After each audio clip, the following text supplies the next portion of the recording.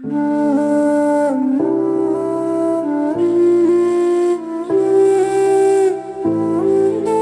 కలిగిన తండ్రి, మీకు వందనాలు, స్తోత్రాలు. ఈ పగటి వెళ్ళే సమయంలో ఇప్పటి వరకు తండ్రి జరిగిన ప్రతి ఒక్క కార్యక్రమంలో మీరు మాతో కూడా ఉన్నారు. తదుపరి వాక్య పరిచయలోనికి వెలుచుండగా అద్భుతంగా మీరు మాతో కూడా మాట్లాడండి, మా హృదయాలను సంధించండి. మీరు యొక్క వాక్యములో ఉన్న లోతులను తెలుసుకోవడానికి మా అందరికీ కూడా సహాయం చేసి మమ్మల్ని నడిపించమని, దీవించి ఆశీర్వదించమని, విశ్వాసంలో కర్తయు దాన్ని కొనసాగించేవాడని యేసుక్రీస్తు నామములో అడిగి వేడుకొంచు ప్రార్థిస్తున్నాము తండ్రి. చదువుకున్న వాక్య భాగము యేసు ప్రభు చెప్పిన ఒక ఉపమానం. ఆ దినాలలో మారు మనసు పొందని వారి గురించి యేసు ప్రభు ఈ యొక్క ఉపమానాన్ని చెప్పాడు. ఏమిటి ఉపమానం అని అంటే, ఒక మనిషిని ద్రాక్ష తోటలో అంజూరపు చెట్టు ఒకటి నాటబడి ఉంది. ఆ అంజూరపు చెట్టు యొక్క పండ్లు వెతకడానికి ఆ యజమాని 3 సంవత్సరాలు ఎదురు చూచాడు. దాని దగ్గరకు వచ్చినప్పుడల్లా దాని పండ్లు పక్కో పరిస్థితికి రాలేదు, పండ్లు ఏవి కూడా దొరకలేదు. కాబట్టి ఆ యజమానికి ఆ చెట్టు మీద కోపం వచ్చి, నేను 3 సంవత్సరాలు బట్టి నేను దీని పండ్లు వెతుకుచూ ఉన్నాను, కానీ దీనివల్ల ప్రయోజనం ఏమీ లేదు, కాబట్టి దీన్ని నరికివేద్దాము, ఎందుకంటే దీనివల్ల భూమి కూడా వ్యర్థమైపోతుంది అని చెప్పి ఆయన అంటే, ఆ ద్రాక్ష తోటమాలి యజమానుడు ఈ మాట అన్నప్పుడు ద్రాక్ష తోటమాలి ఈ మాట చెప్తున్నాడు, అయ్యా ఈ సంవత్సరము కూడా దీనికి అవకాశం ఇద్దాము, దీని చుట్టూ కంచె వేసి దీని చుట్టూ త్రవ్వి ఎరువులు వేసి ఈ సంవత్సరం కూడా మనం దీనికోసం ఎదురు చూద్దాము, ఒకవేళ ఇప్పటికీ కూడా అది ఫలించకపోతే తర్వాత నీ ఇష్ట ప్రకారమే అలా చేద్దాము అని చెప్పి ద్రాక్ష తోటమాలి ఆ చెట్టు గురించి మాట్లాడడం మనం చూస్తున్నాం. హల్లెలూయా. ఇక్కడ మనం గమనించాల్సిన విషయం ఏమిటి అని అంటే, యేసు ప్రభు సాదృశ్య రూపంలో ఈ యొక్క ఉపమానాన్ని చెప్పాడు. రాత్రి నేను కొన్ని మాటలు మీతో చెప్పాను. ఫలించు ద్రాక్షవల్లి, అలాగే మనము ద్రాక్షవల్లిలాగా ఫలించినప్పుడు ఒలివ మొక్కలు మన ఇంట్లో నుంచి వస్తాయి. అది రాత్రి నేను తెలియచేశాను. ఇది ఇప్పుడు తెలియజేయడానికి గల కారణం ఏమిటి అని అంటే, యేసు ప్రభు మన నుండి ఏం కోరుకుంటున్నాడు? యేసు ప్రభు మనలో ఏ మార్పును కోరుకుంటున్నాడు? కేవలము చర్చికొస్తే సరిపోతుందా? కేవలము ప్రార్థన చేస్తే సరిపోతుందా? కేవలము వాక్యం చదివితే సరిపోతుందా అని ఆలోచన చేద్దాము కొంత సమయం. నేను ఎక్కువసేపు ఏమీ చెప్పను, కానీ అర్థమయ్యేలాగా చెప్పడానికి నేను ప్రయత్నం చేస్తాను. రాత్రి కూడా ఈ యొక్క వాక్యాన్ని మనం చదువుకున్నాం. ఒక ద్రాక్ష తోటలో అంజూరపు చెట్టు నాటబడింది. ద్రాక్ష తోటలో అంజూరపు చెట్టుని ఎందుకు నాటారు అని అంటే, రాత్రే ఒక విషయం చెప్పాను. అంజూరపు చెట్టు అనేది వాతావరణాన్ని తెలియచేసే ఒక కాలము లాంటిది. ఒకసారి మత్తయి సువార్త 24వ అధ్యాయము 32వ వచనం. మత్తయి సువార్త 24వ అధ్యాయము 32వ వచనం. అంజూరపు చెట్టును చూచి ఒక ఉపమానము నేర్చుకునుడి. అంజూరపు కొమ్మ లేతదై చిగురించినప్పుడు వసంతకాలము ఇంకా సమీపముగా ఉన్నదని మీకు తెలియను. హల్లెలూయా. అంజూరపు చెట్టు అనేది వసంత కాలాన్ని సూచించే ఒక చెట్టు. వసంత కాలంలో అది బాగా ఫలిస్తుంది. అంతేకాదు, అంజూరపు చెట్టు అనేది ఎక్కువ కాలం జీవిస్తుంది. 2000 సంవత్సరాల క్రితం ఉన్న అంజూరపు చెట్లు కూడా యెరూషలేములో ఉన్నాయి ఇప్పుడు. హల్లెలూయా. అంటే దాని యొక్క జీవ సామర్థ్యం ఎక్కువ. అది కాస్తే మంచి పళ్ళను కాస్తుంది, చెడ్డ పళ్ళను కాయదది. అనవసరమైన కాయలను అది కాయదు. ఒకవేళ కాయకుండా పూత లేకుండా ఉండిపోతుంది తప్ప, ఒకవేళ కాస్తే మంచి ఫలాలనే కాస్తుంది. అందుకే అంజూరపు చెట్టుని ద్రాక్ష తోటలో ఎందుకని పెట్టారు అని అంటే, అంజూరపు చెట్టు ఫలిస్తే గనక ఆ వాతావరణం మంచిగా వచ్చిందని ఆ యజమానికి తెలుస్తుంది. కాబట్టి మిగతా ద్రాక్ష తోటంతా కూడా మంచిగా ఎదగడానికి అవకాశం ఉంది. హల్లెలూయా. అంజూరపు చెట్టుని ఒక గుర్తుగా ఆ తోటలో ఉంచాడు. అయితే ఇక్కడ మనం ఈ ఉపమానంలో మనం గమనించినట్లయితే 3 సంవత్సరాల నుంచి ఆ అంజురపు చెట్టుని చూస్తున్నాడు, కానీ ఒక్క పండు కూడా రాలేదు, పళ్ళు రాలేదు. రాకపోయేటప్పటికి దానిలో ఆకులే కనిపిస్తున్నాయి కానీ పళ్ళు కనిపించట్లేదు. ఇక ఆ యజమానుడికి కోపం వచ్చి దానిని నరికించి వేయాలని నిర్ణయం తీసుకుంటున్నప్పుడు అక్కడ ఒక ద్రాక్ష తోట మలున్నాడు. ఆ ద్రాక్ష తోటని కాసే ఒక వ్యక్తి ఉన్నాడు. ఆయన ఆ యజమానుడితో మాట్లాడుతున్నాడు, అయ్యా ఈ ఒక్క సంవత్సరం కూడా ఉండని, నేను దాన్ని కంచె వేసి దానిలో ఎరువు వేసి దాన్ని జాగ్రత్త తీసుకుంటాను, ఒకవేళ ఈ సంవత్సరం కూడా అది కాయకపోతే దాన్ని నరికించి వేద్దాం. ఇక్కడ చెట్టు అని అంటే మనుషులే. రాత్రి న్యాయాధిపతుల గ్రంథంలో ఒక ఉపమానాన్ని చదువుకున్నాం. ఆ ఉపమానంలో చెట్టు అని అంటే మనుషులే, చెట్టు అంటే మనుషులే. అంజూరపు చెట్టు అని అంటే ఎవరు, లేకపోతే ద్రాక్ష చెట్టు అంటే ఎవరు? చాలా రోజులుగా నేను మీతో విషయాలు చెప్తున్నాను, మీకు కొంత అర్థమవుతుంది, ఇంకా కూడా మనం అర్థం చేసుకోవడానికి అవకాశం ఉంటుంది. ఇర్మియా గ్రంథము 24వ అధ్యాయము 2-3 వచనాలు. ఇర్మియా గ్రంథము 24వ అధ్యాయము 2-3 వచనాలు. ఇశ్రాయేలు దేవుడైన యెహోవా తన జనులను మేపు కాపురులను గురించి, అమ్మా ఇర్మియా గ్రంథము 24వ అధ్యాయము 2వ, ఒక గంపలో ముందుగా పక్వమైన అంజూరపు పండ్ల వంటి మిక్కిలి మంచి అంజూరపు పండ్లుండెను. రెండవ గంపలో మిక్కిలి జబ్బైన అంజూరపు పండ్లుండెను, అవి తినశక్యము కానంతగా జబ్బువి. యెహోవా ఇర్మియా నీకేమి కనపడుచున్నదని అడుగగా, నేను అంజూరపు పండ్లు కనబడుచున్నవి, మంచివి మిక్కిలి మంచిగాను, జబ్బువి మిక్కిలి జబ్బువుగాను, తినశక్యము కానంత జబ్బువుగాను కనబడుచున్న వంటిని. హల్లెలూయా. ఇర్మియాకి దేవుడు ఒక దర్శనాన్ని చూపించాడు. అందులో 2 గంపలు ఉన్నాయి, 2 తట్లు ఉన్నాయి. అందులో ఒక గంపలోనేమో మంచి అంజూరపు పండ్లు ఉన్నాయి, ఇంకొక గంపలోనేమో చెడ్డ జబ్బు యొక్క అంజూరపు పండ్లు ఉన్నాయి. అవి చూపించి నీకేం కనబడుతున్నదని ఇర్మియాని అడిగితే ఆ విషయం చెప్పాడు. చెబితే అప్పుడు దేవుడు అంటాడు, ఈ మంచి అంజూరపు పండ్లు ఎవరివనంటే నా మాట విని నా మాట ప్రకారం చేసేవారి గురించి నేను మాట్లాడుతున్నాను. హల్లెలూయా. జబ్బు పండ్లు ఎవరు అంటే నా మాట వినకుండా తమ ఇష్టానుసారంగా జీవించే వారి గురించి జబ్బు పండ్ల గురించి చెప్తున్నాడు. అయితే ఆ రోజుల్లో ఇది ఎవరి గురించి చెప్పబడిందంటే ఇశ్రాయేలుల గురించి. హల్లెలూయా.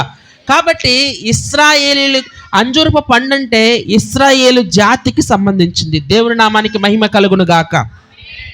అంజూరపు పండు అనేది ఇశ్రాయేలు జాతికి సంబంధించింది. అబ్రహాముతో దేవుడు ఏమంటాడంటే, నీ సంతానమును నేను ఆశీర్వదిస్తాను, భూదిగంతముల వరకు అది నిండునట్లు నేను చూస్తాను, ఆకాశ నక్షత్రముల వలెను సముద్రపు ఇసుక రేణుల వలెను నేను వారిని విస్తరింప చేస్తాను అని చెప్పి అబ్రహాముతో దేవుడు వాగ్దానం చేశాడు. హల్లెలూయా. ఆ వాగ్దానము ఇప్పటి వరకు కూడా నెరవేరుతూనే ఉంది. ఇశ్రాయేలీలు, అబ్రహాము సంతానమైన ఇశ్రాయేలీలు అన్ని చోట్ల, ప్రపంచంలో అన్ని చోట్ల విస్తరించి ఉన్నారు. కాబట్టి అంజూరపు పండు అనేది, అంజూరపు చెట్టు అనేది ఇశ్రాయేలు జాతికి సంబంధించింది. మరి ద్రాక్ష తోట దేనికి సంబంధించింది అంటే మీకు గతంలోనే చెప్పాను. కీర్తన 80వ అధ్యాయము 8వ వచనం. కీర్తన 80వ అధ్యాయము 8వ వచనం. నీవు ఐగుప్తులో నుండి ఒక ద్రాక్షవల్లిని తెచ్చితివి, అన్యజనులను వెళ్ళగొట్టి దాని నాటితివి. హల్లెలూయా. ఐగుప్తులో నుండి ఒక ద్రాక్షవల్లిని ఆయన తీసుకొచ్చాడు. అంటే ఐగుప్తులో నుండి ఎవరు తీసుకొచ్చాడంటే ఇశ్రాయేల్ ప్రజలనే తీసుకొచ్చాడు. అయితే యేసు ప్రభు యోహాను సువార్త 15వ అధ్యాయంలో ఏమంటాడంటే, నేను నిజమైన ద్రాక్షవల్లిని అని అంటాడు. హల్లెలూయా. నేను నిజమైన ద్రాక్షవల్లిని అంటాడు. అంటే ఆయన ఒక ఇశ్రాయేలీయుడు కాబట్టి, యూదుడు కాబట్టి ఆయన గురించి ఆయన ఏం చెప్తున్నాడంటే, నేను నిజమైన ద్రాక్షవల్లిని అని చెప్తున్నాడు. ఆ ద్రాక్షవల్లిలో నుంచి, ఈ నిజమైన ద్రాక్షవల్లిలో నుంచి వచ్చిన సంఘమే ద్రాక్ష తోట. హల్లెలూయా. అంటే ద్రాక్ష తోట అంటే ఎవరు? మనమే. యేసయ్య రక్తములో కడగబడిన జనాంగం అంతా కూడా ద్రాక్ష తోట. యేసయ్య రక్తములో కడగబడి ఆయన స్వాస్థ్యముగా మార్చబడిన వారందరూ కూడా ఆయన ద్రాక్ష తోట. ఈ ద్రాక్ష తోటలో దేవుడు ఒక అంజూరపు చెట్టును నాటాడు. హల్లెలూయా. ఆ అంజూరపు చెట్టు ఎవరో తెలుసా? ఇశ్రాయేలీయుల ప్రజలు. దేవుని నామానికి మహిమ కలుగును గాక.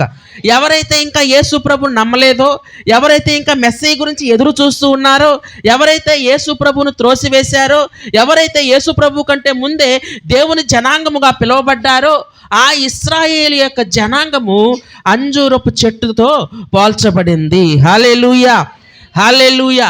అయితే ఇక్కడ మనం ఒక విషయాన్ని మనం అర్థం చేసుకోవాలి. ఏం చేయనంటే, అంజూరపు చెట్టు దగ్గరికి వచ్చిన ఆ యొక్క ద్రాక్ష తోట యజమాని ఎన్ని సంవత్సరాలు చూశాడండి? ఎన్ని సంవత్సరాలు? సంవత్సరానికి ఎన్ని రోజులు? 360 రోజులు. 3 సంవత్సరాలకి ఎన్ని రోజులు?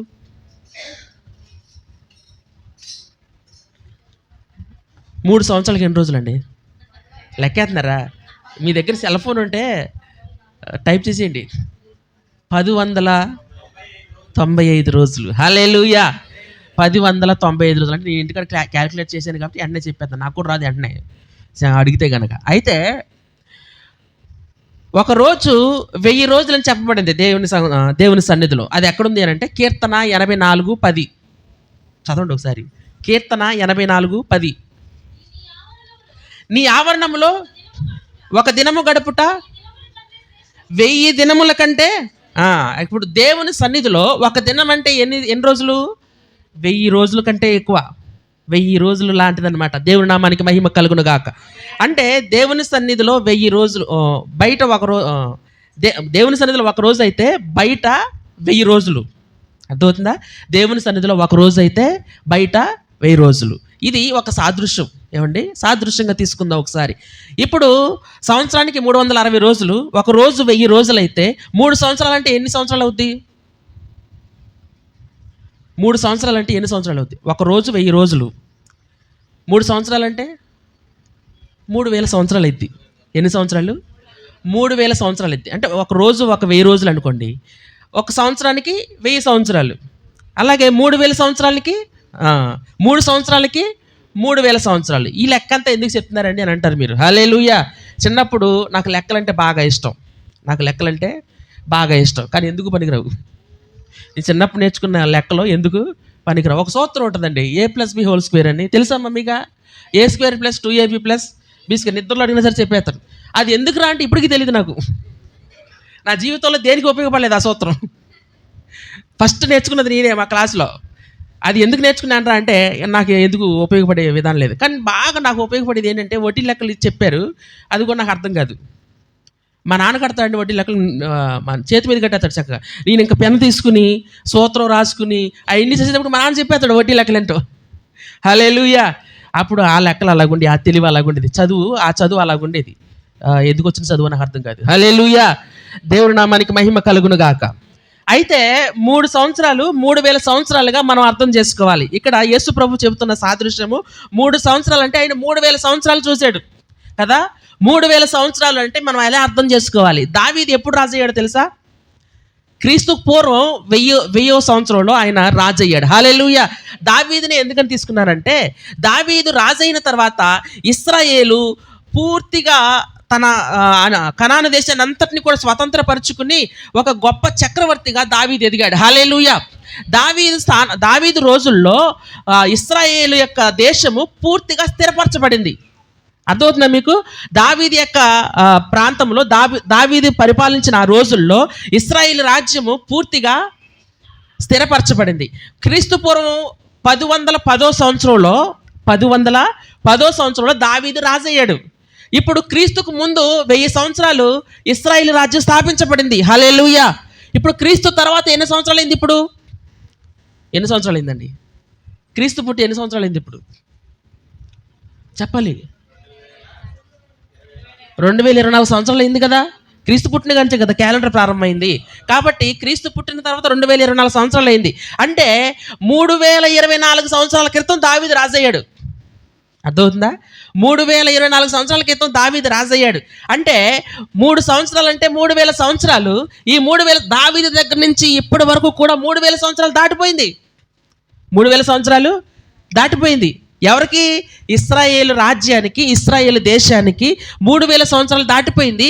ఇప్పుడు 4000వ సంవత్సరం మొదలైంది. హల్లెలూయా. ఇప్పుడు ఆ ఉదాహరణ మళ్ళీ ఒకసారి చదువుదామా? ఒకసారి 3000 సంవత్సరాలు దాటిపోయింది. అయితే 3 సంవత్సరాలు దాటిపోయిన తర్వాత ఏం జరిగిందో మరొకసారి చదువుతాం. 7వ వచనం. కనుక అతడు, ఇదిగో 3 ఏండ్ల నుండి నేను ఈ అంజూరపు చెట్టున పండ్లు వెతక వచ్చుచున్నాను కానీ ఏమీ దొరకలేదు, దీన్ని నరికివేయము, దీని వలన ఈ భూమి ఏల వ్యర్థమైపోవాలని ద్రాక్ష తోటమాలితో చెప్పాను. అయితే వాడు, అయ్యా, నేను దాని చుట్టూ త్రవ్వి ఎరువు వేయి మట్టుకు ఈ సంవత్సరము కూడా ఉండనిమ్ము, అది ఫలించినా సరి, లేని ఎడల నరికించి వేయమని అతనితో చెప్పాను. ఈ 3000 సంవత్సరాలు కూడా ఈ ఇశ్రాయేలు ప్రజలు యేసుప్రభు నమ్ముకోలా, యేసుప్రభుని నమ్ముకోలా, యేసుప్రభు దగ్గరికి రాలేదు. యేసుప్రభు ఎవరో వారు ఇంకా తెలుసుకోలేదు. యేసుప్రభువే మెస్సియా అని వాళ్ళు తెలుసుకోలేకపోయారు. అయితే ప్రభువు ఇంకొక సంవత్సరం వారికి అవకాశము ఇచ్చాడు. మరి ఈ సంవత్సరంలో వాళ్ళు మారుమనసు పొందుతారా? ఈ సంవత్సరంలో వాళ్ళు మారుమనసు పొందుతారా? ఇది మన గురించి కాదండి నేను చెప్పేది. ఎవరి గురించో తెలుసా?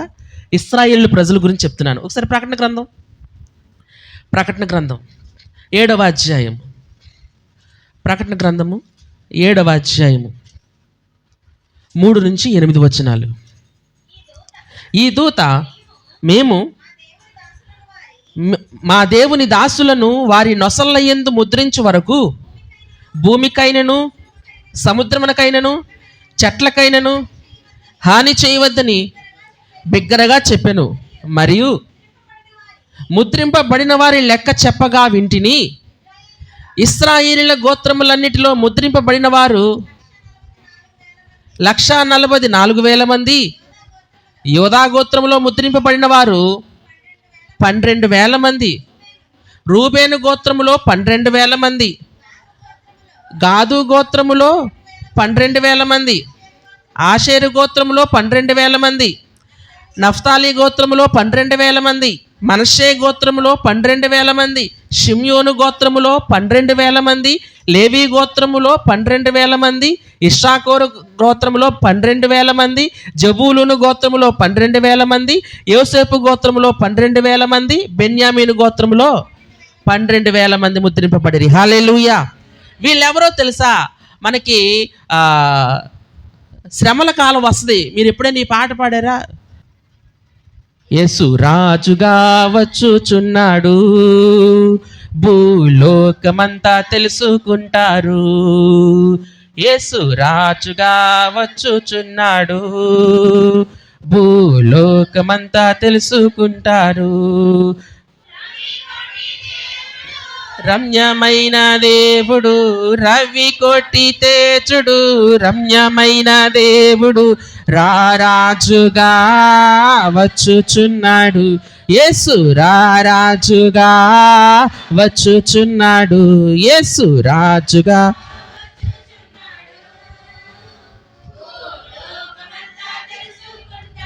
అందులో ఒక చరణం ఉంటుంది. 7 ఏండ్లు పరిశుద్ధులకు విందవబోతుంది, 7 ఏండ్లు పరిశుద్ధులకు విందవబోతుంది, 7 ఏండ్లు లోకం మీదికి శ్రమ రాబోతుంది, 7 ఏండ్లు లోకం మీదికి శ్రమ రాబోతుంది. ఈ సువార్త మూయబడుల్, ఈ సువార్త మూయబడుల్, న్యాయమే కరువగును, న్యాయమే కరువగును. యేసు రాజుగా వచ్చి భూలోకమంత. హల్లెలూయా. ఆ వచనంలో ఏమంటుందంటే 7 ఏండ్లు పరిశుద్ధులకి అక్కడ విందవబోతుంది, 7 ఏండ్లు లోకం మీదకి శ్రమ రాబోతుంది. ఈ 7 ఏండ్లు లోకం మీదకి శ్రమ వచ్చినప్పుడు ఇశ్రాయేల్ ప్రజలు అక్కడ ఉండరు. ఎక్కడుంటారో తెలుసా? భూమి మీద ఉంటారు. ఆ భూమి మీద ఉన్నప్పుడు దేవుడు వారికి అవకాశం ఇచ్చాడు. ఎన్నో సంవత్సరం? 4వ సంవత్సరం అవకాశం ఇచ్చాడు. 3,000 సంవత్సరాలు అయిపోయి 4వ సంవత్సరంలో 4,000వ సంవత్సరంలో అవకాశం ఇస్తే ఈ 4,000 సంవత్సరంలో దేవుడు ఎప్పుడు వస్తాడో తెలియదు, వచ్చేస్తాడు. ఈ లోపు వాళ్ళు కొంతమంది మారు మనసు పొందుతారు, వాళ్ళ మీద దేవుడు ముద్ర వేస్తాడు. హల్లెలూయా. ఇది ఎప్పుడు జరుగుతుందో తెలుసా? ఈ ముద్ర వేయడం ఎప్పుడు జరుగుతుందో తెలుసా? సంఘము ఎత్తబడినప్పుడు ఈ యొక్క ముద్ర వాళ్ళకి వేయబడుతుంది. ఈ 7వ అధ్యాయం చివరి దాకా మీరు చదివితే ఆ విషయాలు మీకు తెలుస్తాయి. పరలోకంలో ఒక గొప్ప సమూహం కనబడుతుంది. వాళ్ళు ఎవరు అని అంటే, వారు అనేక శ్రమల నుండి వచ్చిన వారు, అదేవిధంగా వారి యొక్క వస్త్రాలు యేసు గొర్రెపిల్ల యొక్క రక్తంలో ఉతుక్కున్నవారు అని రాయబడి ఉంటుంది. అంటే అది ఎవరో కాదు, సంఘమే. హల్లెలూయా. నేను ఈ విషయాన్నంతా ఎందుకని చెప్తున్నాను అని అంటే, ఇశ్రాయేలు ప్రజలు మారు మనసు పొందడానికి రెడీగా ఉన్నారు అని అంటే యేసు ప్రభు త్వరగా రాబోతున్నాడు. ఆయన ఎప్పుడు వస్తాడో తెలీదు. ఆయన ఎప్పుడు వస్తాడో ఎవరికి తెలియదు. నేను ఇశ్రాయేలు ప్రజల గురించి ఎందుకని చెప్పాను అని అంటే, వాళ్ళు ఒకవేళ మారు మనసు పొందితే, వాళ్ళ నొసటి మీద ముద్ర వేయబడితే దానికి ముందే యేసు ప్రభువు రాబోతూ ఉన్నాడు. హల్లెలూయా, హల్లెలూయా. గమనించాలి, ఒకవేళ రాకల్లో మనం విడవబడితే దానంత ఘోరం ఇంకొకటి లేదు. ఎందుకనో తెలుసా? ఇన్ని సంవత్సరాలు మనం దేవుని సన్నిధిలో ఉండి, ఇన్ని సంవత్సరాలు మనం దేవుని సన్నిధిలో ఆరాధన చేసి, ఇన్ని సంవత్సరాలు మనం దేవుని యొక్క వాక్యాన్ని వింటూ, ఇన్ని సంవత్సరాలు క్రైస్తవులుగా మనం కొనసాగుతూ, ఆ రాకడలో మనం ఎత్తబడలేని పరిస్థితిలో ఉంటే మనకంటే భ్రష్టులు ఇంకెవరు ఉండరు. ఆ రాకడ గురించే ప్రతి ఒక్కరూ కూడా ఎదురు చూస్తూ ఉన్నారు. మరి మీరు సిద్ధంగా ఉన్నారా? ఇశ్రాయేలు ప్రజలు ఒక్కొక్కరు యేసు ప్రభుని నమ్ముకుంటున్నారు. ఆయన ఎప్పుడు వస్తాడో తెలీదు. 3 సంవత్సరాలు అయిపోయింది. ఈ ఉపమానం కాదండి, యేసు ప్రభు చెప్పిన ప్రవచనం. వాక్యం చదివే వాళ్ళకి, ప్రార్థన చేసే వాళ్ళకి, ఆయనకి దగ్గరగా జీవించే వాళ్ళకి ఈ విషయాలు కనబడతాయి. ఇవి మరుగున ఉంటాయి, బయటికి కనబడవు. యేసు ప్రభుతో ఎక్కువగా ఎవరైతే స్నేహం చేస్తారో వారికి ఈ విషయాలు తెలుస్తాయి. హల్లెలూయా, హల్లెలూయా. మనము ఈ లోకంలో జీవిస్తూ ఉన్నాము. పరలోకం కోసం మనము నిరీక్షిస్తూ ఉండాల్సిన అవసరం ఉంది. గమనించాలి, ఒకవేళ మనము మారు మనసు పొందకపోతే, మారు మనసు అనుభవంలోనికి మనము వెళ్ళేటట్టుగా మనం ప్రార్థన చేసుకోవాలి. ఇక్కడ తోటమాలి ఎవరో తెలుసా? ద్రాక్ష తోటమాలి ఎవరో తెలుసా? యేసు ప్రభువే. ద్రాక్ష తోటని కాసేది ఎవరంటే యేసు ప్రభువే. మరి సంఘానికి కాపరి ఎవరు ఇప్పుడు? యేసు ప్రభువే. యేసు ప్రభు ఇశ్రాయేలుల గురించి ప్రార్థన చేశాడు. ఎక్కడో తెలుసా? గెత్సెమనే తోటలో ఆయన వెళ్ళిపోతూ ఉన్నప్పుడు, సిలువను ఎక్కిస్తూ ఉన్నప్పుడు, ప్రభువా ఈ ప్రజలకి ఇంకొక అవకాశాన్ని ఇవ్వు. ఆయన ప్రతిరోజు కూడా అదే ప్రార్థన చేస్తున్నాడు. ఆయన దేవుని కుడి పార్శ్వమున ఆసీనుడై ఉన్న ఆయన ఇశ్రాయేలు ప్రజల గురించి ప్రార్థన చేస్తున్నాడు. దానికంటే ముందు మనం ఎత్తబడతాం. దానికంటే ముందు ఏం జరిగిద్దండి? మనం ఎత్తబడటం అనేది జరిగిద్ది. మరి మనం సిద్ధంగా ఉన్నామా? మనము ఆయన సన్నిధిలో ఉండటానికి మనం సిద్ధంగా ఉన్నామా? ఒకసారి యోహాను పత్రిక, మొదటి యోహాను పత్రిక 2వ అధ్యాయము 18వ వచనం. చిన్న పిల్లలారా, ఇది కడవరి గడియ, క్రీస్తు విరోధి వచ్చునను వింటిరి కదా, ఇప్పుడును అనేకులైన క్రీస్తు విరోధులు బయలుదేరుచున్నారు. ఇది కడవరి గడియ అని దీని చేత తెలుసుకొనుచున్నాము. వారు మనలో నుండి బయలు వెళ్ళిరి కానీ. ప్రైజ్ ది లార్డ్, హల్లెలూయా. ఇక్కడ గమనించండి, యోహాను ఏమంటున్నాడంటే, ఇది కడవరి గడియ, క్రీస్తు విరోధి వచ్చినని వింటిని కదా, ఇప్పుడు కూడా అనేకులైన క్రీస్తు విరోధులు బయలుదేరి ఉన్నారు. ఈ రోజున యేసు క్రీస్తుకి వ్యతిరేకమైన కార్యాలు అనేకమైనవి జరుగుతూ ఉన్నాయి. మీకు ఈ విషయం తెలుసా? 500 రూపాయల నోట్ని మార్చబోతున్నారు. తెలుసా మీకు? 500 రూపాయల నోట్ని మార్చబోతున్నారు. ఏం పెడుతున్నారు? 500 రూపాయలు. దాని కలరేం మారదు. దాని మీద గాంధీ గారి బొమ్మ తీసేసి అయోధ్యలో రేపు రామ మందిరం యొక్క ప్రతిష్ఠ జరిగిద్ది. శ్రీరాముడి యొక్క బొమ్మని దాని మీద పెట్టబోతున్నారు. దేని మీద? 500 రూపాయల నోటు మీద పెట్టబోతున్నారు. మీకు తెలుసా కొన్ని రోజులకి స్కూల్లో చదువుకునే పిల్లలకి భగవద్గీత గురించి చెప్పబోతున్నారు, అలాగే మహాభారతం గురించి చెప్పబోతున్నారు, భాగవతం గురించి చెప్పబోతున్నారు. అవి చదివితేనే వాళ్ళు పాస్ అవుతారు. ఎందుకని ఈ విషయం చెప్తున్నాను తెలుసా? యేసు క్రీస్తుకు వ్యతిరేకంగా లోకం పనిచేస్తుంది. ఇప్పుడు క్రీస్తుకు వ్యతిరేకంగా సంఘాన్ని, లోకాన్ని తీసుకుని వెళ్ళిపోతున్నారు నేటి పాలకులు. చాలామంది, మీకు తెలుసా, ఇప్పుడున్న ప్రధానమంత్రి గారు ఒక చోట సర్దార్ వల్లభభాయ్ పటేల్ యొక్క విగ్రహాన్ని స్థాపించాడు. ఎంత ఎత్తు ఉంటుంది అది? 2200 అడుగుల ఎత్తు. ఎంత ఎత్తు? 2200 అడుగుల ఎత్తు. ఆ ప్రపంచంలో కల్లా ఎత్తైన విగ్రహం అదే, స్టాట్యూ ఆఫ్ లిబర్టీ అని అన్నారు. అది ఎందుకని స్థాపించారు? సర్దార్ వల్లభభాయ్ పటేల్ అంటే తెలుసా మీకు? ఆయన భారతదేశపు ఉక్కు మనిషి, భారతదేశపు హిందుత్వం అంటే నరాల్లో కూడా ఎక్కించుకున్న మనిషి. ఆయన విగ్రహాన్ని ఎందుకని పెట్టారో తెలుసా? భారతదేశంలో హిందుత్వం తప్ప ఇంకేది ఉండకూడదు. బయలుదేరుతున్నాయి కొన్ని విషయాలు, క్రీస్తుకు విరోధముగా కొన్ని బయలుదేరుతున్నాయి. క్రీస్తు విరోధులు చాలామంది వస్తున్నారు. కరుణాకర్ సుగ్నా అని ఒక ఆయన ఉన్నాడు. ఆయన క్రైస్తవుడే కానీ మరలా హిందుత్వంలోనికి వెళ్ళి క్రీస్తుకు విరోధముగా ప్రకటించడం ప్రారంభించాడు. క్రీస్తు దేవుడే కాదు, క్రీస్తు ఒక సాధారణమైన మనిషి, ఆయన మన దేవుడు కాదు అనే విషయాలు చెప్పడం ప్రారంభించారు. అలాంటి వాళ్ళు చాలామంది ఉన్నారు, క్రీస్తుకు విరోధంగా ఉండేవాళ్ళు. గమనించారా?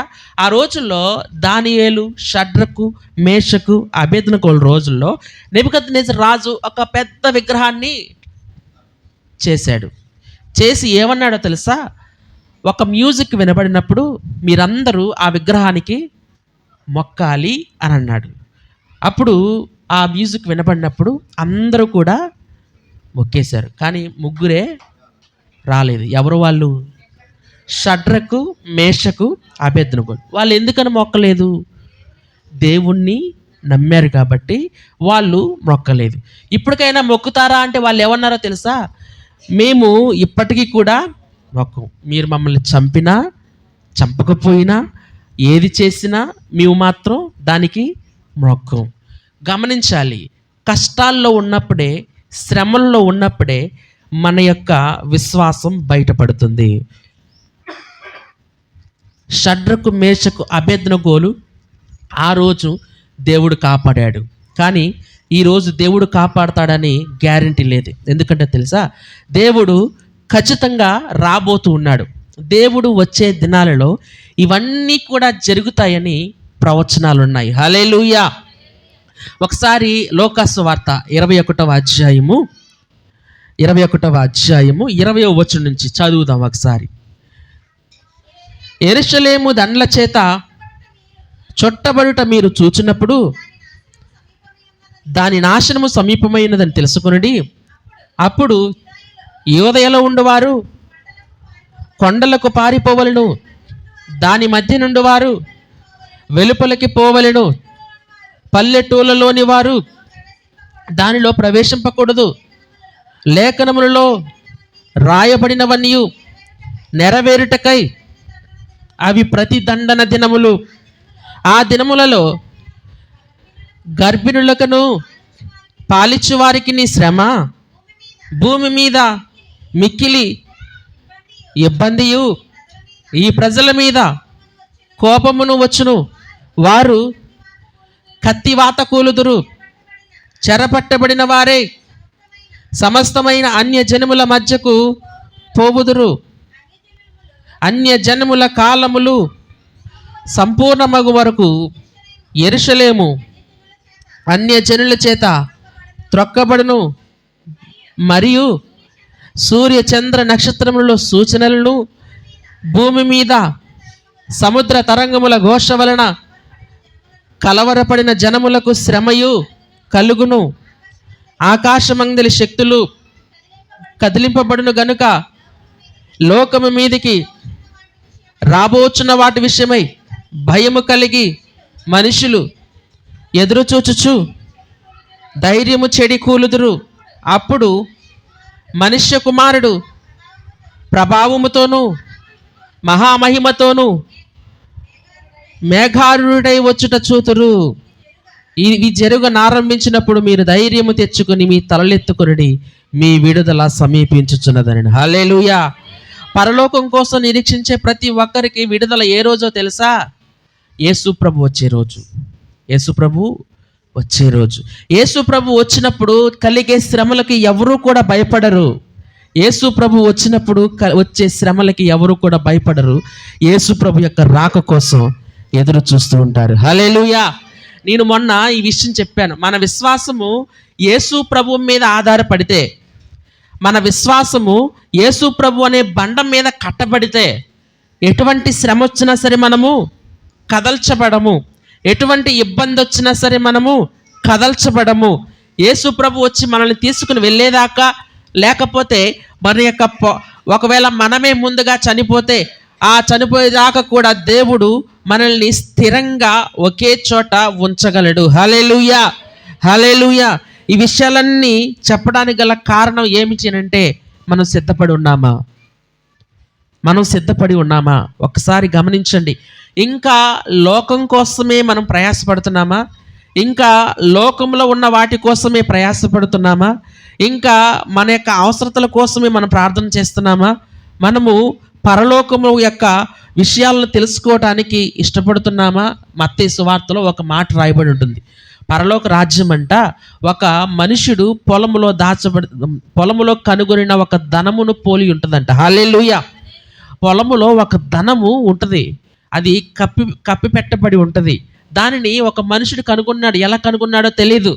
కనుగొనగానే ఏం చేశాడంటే ఆ పొలం అతనిది కాదు తవ్వడానికి. కాబట్టి అతను ఏం చేశాడంటే వెళ్ళి తనకున్న సమస్తమును అమ్మివేసి తెచ్చి ఆ పొలాన్ని కొని ఆ ధనాన్ని బయటికి తీశాడు. హల్లెలూయా. హల్లెలూయా. నేను ఎందుకని విషయం చెప్తున్నానంటే పరలోక రాజ్యము మరుగై ఉన్నది. పరలోకం అనేది మరుగై ఉన్నది. దాన్ని సంపాదించడానికి మనకున్న వాటిని పోగొట్టుకునే పరిస్థితులు ఏర్పడతాయి. షడ్రకు, మేషకు, అబేద్నెగోలాగా, దానియేలులాగా మనం నిలబడితేనే మనం నిలబడగలం తప్ప రాబోయే దినాలు చాలా కఠినంగా ఉండబోతున్నాయి. హల్లెలూయా. హల్లెలూయా. మన విశ్వాసములో స్థిరులమైతే, మన విశ్వాసములో మనం కొనసాగించినట్లయితే, మన విశ్వాసము ప్రభువు మీద ఆధారపడితే మనం ఎప్పటికీ కదల్చబడము. మరి మన విశ్వాసము దేని మీద ఆధారపడింది? మన విశ్వాసము దేని మీద ఆధారపడింది? డబ్బు మీద ఆధారపడిందా? లేకపోతే పొలం మీద ఆధారపడిందా? లేకపోతే మనుషుల మీద ఆధారపడిందా? లేకపోతే గవర్నమెంట్ వారు ఇచ్చే ఆ యొక్క ఫ్రీగా ఇచ్చే గిఫ్ట్ల మీద ఆధారపడిందా? లేకపోతే ఆ యొక్క రాయితీల మీద ఆధారపడిందా? లేకపోతే ఇంకా ఈ లోక సంబంధమైన వాటి మీద మన యొక్క విశ్వాసం ఆధారపడిందా? లేకపోతే దేవుని మీద ఆధారపడిందా? మనల్ని మనం పరీక్షించుకోవాలి. దేవుని మీద ఆధారపడిందని చెప్పడం చాలా ఈజీ, కానీ ఆ పరిస్థితులు వచ్చినప్పుడే ఆ యొక్క విశ్వాసం బయటికి వస్తుంది. ఆ పరిస్థితులు వచ్చినప్పుడు మాత్రమే ఆ విశ్వాసాన్ని మనం కనపరచగలం. ఖాళీగా ఉన్న సమయాల్లో మనము ఆ విశ్వాసాన్ని కనుక్కోలేం. అందుకనే దేవుడు అప్పుడప్పుడు మన మీదకి శ్రమల్ని పంపిస్తూ ఉంటాడు. అప్పుడప్పుడు మన మీదకి ఇబ్బందులను పంపిస్తూ ఉంటాడు. కొన్నిసార్లు సమాధానం లేని పరిస్థితులు మన మీదకి వస్తాయి. అటువంటి పరిస్థితుల్లో విశ్వాసములకు కర్తయు దాన్ని కొనసాగించువాడైన యేసు వైపు చూచుచు ఓపికతో మనము కొనసాగినప్పుడు మాత్రమే మనము నిలబడగలుగుతాం. హల్లెలూయా. హల్లెలూయా. ఆ విశ్వాసాన్ని అందరం కలిగి ఉందాం. ఆ విశ్వాసములో అందరూ నడిపించబడదాం. యేసు ప్రభు నడిపించిన ఆ విశ్వాసము, యేసు ప్రభు నేర్పించిన ఆ విశ్వాసంలో మనము కొనసాగడానికి ఇష్టపడదాం. ఎవరో చేస్తున్నారని, ఎవరో చూస్తున్నారని, లేకపోతే ఎవరో ఏదో చెప్పారని చెప్పి చర్చి మానేయడానికి, లేకపోతే ఆత్మీయ సహవాసం మానేయడానికి ఎప్పుడు కూడా ప్రయత్నించవద్దు. చిన్న చిన్న కారణాలను బట్టి దేవునికి దూరం అయిపోవద్దు. ఒక స్నేహితుడు నాకు తెలుసు. ఆయన ఏం చేశాడో తెలుసా? నేను అతనితో ఉన్నప్పుడు ఎప్పుడు కూడా లోక సంబంధమైనవి నేను అతనిలో చూడలేదు. కానీ ఒకసారి నేను అతని ఇంటికి వెళ్ళినప్పుడు అతని ఇంట్లో ఒక ఖాళీ ప్రదేశం ఉంది, దళ్ళు కట్టేస్తుంది. ఏంటా అని చెప్పేసి అడిగితే దాంట్లో కోడి పుంజులు మేపుతున్నాడంట. ఏం మేపుతున్నాడు? కోడి పుంజులు. ఎందుకు మేపుతున్నాడంటే పండక్కి అన్నాడు. ఏ పండక్కి? మీకు అర్థమైపోయింది. హల్లెలూయా. సంక్రాంతి పండక్కి కోడి పుంజులు మేపుతున్నాడంట. సంక్రాంతి పండుగ కోడి పుంజులు మేపితే ఏం జరిగిందో తెలుసా? కొన్ని రోజులకి వాళ్ళ భార్యాభర్తల మధ్యలో సమాధానం లేకుండా వాళ్ళ ఆవిడ అలిగిపోయి ఇంటికి వెళ్ళిపోయింది, వాళ్ళ పుట్టింటికి వెళ్ళిపోయింది. అప్పుడు దాకా కోడి పుంజులు పెంచాలనే ఆలోచన అతనికి లేదు. కానీ ఎందుకు వచ్చింది ఆలోచన? ఎలాగో ఖాళీగానే ఉంటాం కదా, ఎలాగో మా ఆవిడ ఇంటికాడే ఉంటుంది కదా, ఎలాగో మేతేసేద్ది కదా అని చెప్పేసి ఒక చిన్న ఆలోచన ఏం చేసిందంటే, ఎలాగో మనకు ఖాళీ స్థలం ఉంది కదా అని చెప్పేసి అందులో కోడి పుంజులు మేపడం ప్రారంభించాడు. గమనించండి, మనకి ఖాళీ సమయం ఉందనుకోండి, దేవునితో గడపడానికి చూడండి, దేవుని వాక్యం చదవడానికి చూడండి, దేవుని యొక్క ప్రార్థనలు ఎదగడానికి చూడండి. సినిమాలకి షికార్లకి వెళ్ళడానికి మీరు చూస్తే, లేకపోతే లోక సంబంధమైన వాటి వైపు మీరు తిరిగితే, అది ఒక రంగుల వలయం గట్టిగా లాగేస్తుంది, ఊబిలోకి లాగేస్తుంది మిమ్మల్ని. మీరు అందులోకి వెళ్ళారంటే మళ్ళీ బయటికి రాలేరు. ఎందుకంటే అది బాగా భయంకరమైన ఊబి. ఒకప్పుడు నేను అందులోకి దిగిపోయాను కాబట్టి చెప్తున్నాను. లోకం అనేది భయంకరమైన ఊబి. అందులోకి వెళ్ళిపోయిన తర్వాత యేసుప్రభువు ఏంటి, ఆయన రాకడంటే ఇంకా మనకు అనవసరం అనిపిస్తుంది. సహవాసములో మనం ఎప్పుడు కూడా ఉండాలి, దేవుని యొక్క వాక్యంలో ఎప్పుడు కూడా ఉండాలి, దేవుని సన్నిధిలో ప్రార్థించేవారుగా ఎప్పుడు కూడా మనము ఉండేవారుగా ఉండాలి. లోకం వైపుకి మన చూపు ఉండకూడదు. లోతుకి ఒక భార్య ఉంది, 2 కూతుళ్ళు ఉన్నారు.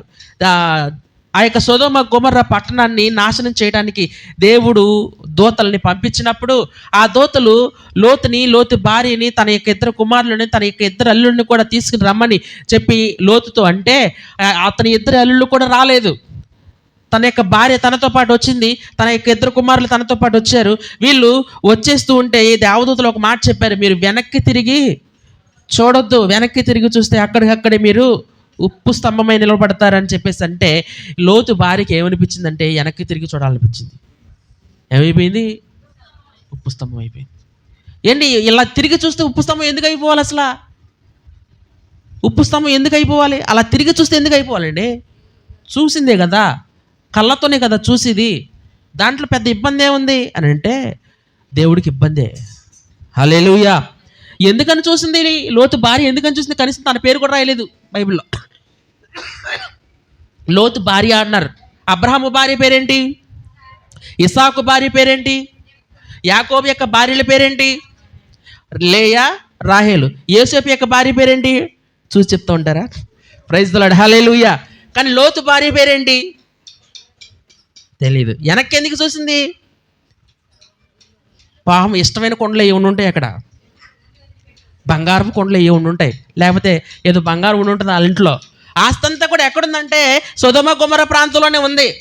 దేవుడు అన్నాడు దాని అంతా కూడా విడిచిపెట్టేసి వచ్చేమన్నాడు. కానీ ఈ అమ్మాయికి ఏమనిపించిందంటే వెనక్కి తిరిగి చూడాలనిపించింది. వెంటనే అక్కడే ఉప్పు స్తంభం అయిపోయింది. గమనించండి, ఒక్క సెకండ్ కూడా ఖాళీ లేని పరిస్థితులు వస్తాయి. దేవుని వాక్యం మనకి కరువైపోద్దండి. దీన్ని కాల్చేయబోతున్నారు, దీన్ని తీసివేయబోతున్నారు. నేను అందుకని ఏం చేస్తాను తెలుసా? ఎక్కువగా వాక్యాన్ని చదువుకుని హృదయంలో పెట్టేసుకుంటాను, బట్టి పట్టేసి నేర్చుకుంటాను. ఎందుకంటే ఒకసారికి ఈ యొక్క వాక్యం ఉండదు. ఒక ఆయన ఒక సాక్ష్యం చెప్పాడు. ఏంటో తెలుసా? వాక్యం అంటే అతనికి ఎంత ఇష్టమో దాన్ని బట్టి నాకు అర్థమైంది. ఆ రోజుల్లో, ఆ దినాల్లో బైబిల్ పట్టుకుంటే వాళ్ళ దేశంలో జైల్లో పెట్టేస్తారు. అంత విపరీతమైన పరిస్థితి అయితే ఆయన పాస్టర్ గారు అనమాట. పాస్టర్ గారు అయితే ఆయన కూడా జైల్లో పెట్టారు. జైల్లో పెడితే అప్పుడు వాక్యం చదువుకోవడానికి లేదు, బైబిల్ లేదు, మొత్తం చింపేస్తే ఈ వాక్యం ఎలా చదువుకోవాలో ఆయనకు అర్థం కాలేదు. ప్రార్థన చేసుకుంటున్నాడు, ప్రభువా నీకు వాక్యం కావాలి, నాకు వాక్యం కావాలి, బైబిల్ కావాలి అని ప్రార్థన చేస్తే ఒకసారి ఆ జైలు అధికారి ఇతన్ని రమ్మన్నాడు. అది బాగా చలి ప్రదేశం, బాగా వణికిపోతారు, గడ్డలు కట్టేస్తాయి. నీళ్లు ఇలా వేసారనుకోండి, అది కిందకి దిగేలోపు గడ్డలు కట్టేస్తుంది. అంత చలి ప్రదేశం అనమాట అది. అయితే అక్కడ ఆ యొక్క జైలర్ గారు ఇతన్ని రమ్మన్నాడు. దేనికి? బాత్రూమ్ క్లీన్ చేయడానికి. దేనికి? అతను అప్పుడే దొడ్లోకి వెళ్ళాడు. ఆ పెంట దాని మీద ఉంది, అదేం చేయాలి? నీళ్ళు కూడా తెల్లదు కదా, ఐస్ కదా, దాన్ని చేత్తో తీసేసి, అర్థమవుతుందా? చేత్తో తీసేసి దాన్ని పక్కన పడేసి మరలా పక్కకి వెళ్ళి ఇలా తుడుచుకుని రావాలి. అక్కడ పక్కన ఒక పేపర్ బండిల్ ఉంది. దాంట్లో బైబిల్ పేపర్లు ఉన్నాయి. దాంట్లో దేనికి ఉపయోగిస్తున్నారు దాన్ని? మీకు అర్థమైందా? పెంటను తుడుచుకోవడానికి. ఏం చేశాడో తెలుసా ఇతను? వెంటనే ఆ పేపర్లు చూసి ఆ పేపర్లు తీసుకుని కొన్నిటిని మడత పెట్టేసి నోట్లో పెట్టేసుకుని, ఎక్కడ పెట్టుకున్నాడు? నోట్లో పెట్టుకున్నాడు. ఇక్కడ ఎక్కడ పెట్టుకున్న వాళ్ళకి తెలిసిపోద్దని చెప్పేసి నోట్లో పెట్టుకుని బయటకు వచ్చిన తర్వాత దాన్ని తీసి దాన్ని బాగా తుడిచి ఆ వాక్యాన్ని చదువుకున్నాడంట. హల్లెలూయా, హల్లెలూయా. వాక్యం అంటే అంత తృష్ణతో పనిచేసే వాళ్ళు ఉన్నారు లోకంలో. కానీ మనకి వాక్యం చాలా దగ్గరగా ఉంది. చెప్పేవాళ్ళు చాలా దగ్గరగా ఉన్నారు. కానీ మనం మాత్రం నిర్లక్ష్యం చేసేస్తున్నాం. వాక్యం పట్ల, దేవుని పట్ల నిర్లక్ష్యం చేసేస్తున్నాం. ఈ యొక్క అవకాశం లేక, ఈ యొక్క విషయం లేక, ఈ యొక్క కృప లేక ఎంతమంది ఏడుస్తున్నారో. మణిపూర్ ప్రాంతంలో తలకాయలు నరికేస్తున్నారు ఈ యొక్క వాక్యం లేక. వాక్యం పట్టుకుంటే తలకాయలు నరికేస్తున్నారు. మనమైతే చాలా చక్కగా మనం ఉంటున్నాం. కానీ ఈ నిర్లక్ష్యాన్ని దేవుడు ఎప్పుడు కూడా చూస్తూ ఊరుకోడండి. ఒక రోజు వస్తుంది, శ్రమ వస్తుంది, ఇబ్బంది వస్తుంది. గమనించాలి. నేను ఎందుకని విషయం చెప్తున్నానంటే చాలా బాధతో చెప్తున్నాను నేను ఈ విషయాలు. ఒకవేళ ఉపవాస ప్రార్థన అంటే ఎంతమంది వస్తారో నాకు తెలియదు, కానీ నేను మాత్రం ఉపవాసం ఉండి ఇక్కడికి వస్తాను. ఈ రోజు నుంచి 27వ తారీఖు వరకు, లేకపోతే ఆదివారం వరకు కూడా ఉపవాస ప్రార్థనలు జరుగుతాయి.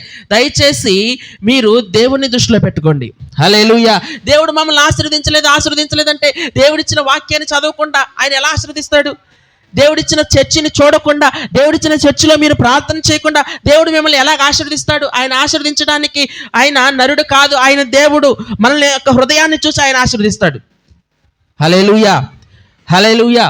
ఈరోజు నా ఇంట్లో చిల్లి కావలేదు. ఈరోజు నా ఇంట్లో ₹1 కూడా లేదు.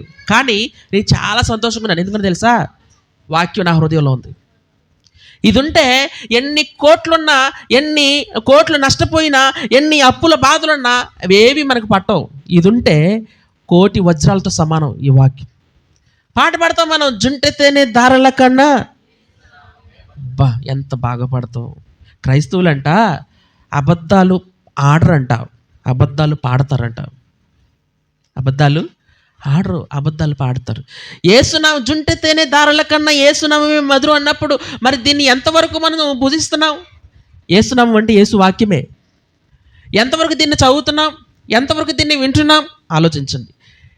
సమయము చాలా కొద్దిగా ఉంది. ఇది కడవరి గడియ. అంత్య దినాలు వచ్చేసాయి. గమనించాలి. మనం ఫలించే స్థాయిలో మనం ఉండాలి. ఎవరో ఏదో అన్నారని, లేకపోతే ఎవరో ఏదో చేశారని మనం చర్చి మానేస్తారు. చాలా చిన్న విషయాలకి. గమనించాలి. అలాంటి విషయాలకి మానేయాలంటే ఎంతోమంది గొప్ప వాళ్ళు ఎప్పుడో మానేయాలి. కానీ దేవుడు మనందరికీ కూడా గొప్ప అవకాశాన్ని ఇచ్చాడు. చాలా ప్రేమతో నేను చెప్తున్నాను, ప్రేమతో చెప్పడానికి ప్రయత్నం చేస్తున్నాను. ఎంతవరకు మీకు అర్థమైందో నాకు తెలియదు, కానీ మీరు అర్థం చేసుకోవాలని నా ఆలోచన, నా యొక్క ఆశ. దేవుని సన్నిధిలో ఎక్కువగా ఉండండి, ఎక్కువగా దేవుని సన్నిధిలో గడపండి. దేవునితో గడిపితే గొప్ప విషయాలు దేవుడు మీకు తెలియజేస్తాడు. ఇటు మాటల చేత మనం అందరూ కూడా దీవింపబడదుము గాక. అందరూ కూడా మోకరించండి, ప్రార్థన చేసుకుందాం. అందరూ కూడా